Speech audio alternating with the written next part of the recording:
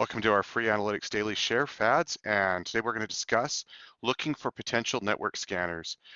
Basic principle behind a network scanner is it's going to a single IP will be connecting to a whole bunch of different addresses. So to frame that, we are going to take that IPv6 concept and take it a little bit further.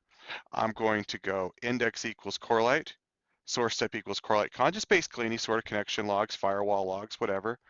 And in my case, I'm going to exclude out my local subnet, and I also want to exclude IPv6.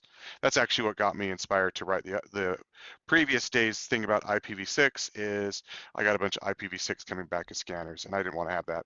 So I exclude them out of there as well. And now all I'm going to use is this distinct count.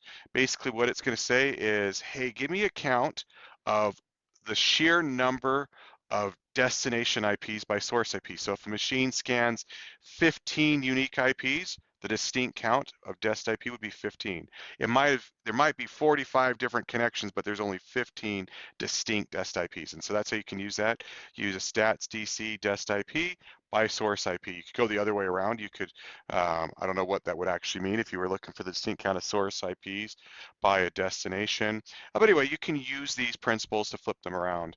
Anyway, I hope that's helpful. I sorted here by machine scan, and so now I have the machines that are scanning the most. Basically, this is saying this IP address hit 4 machines on my network.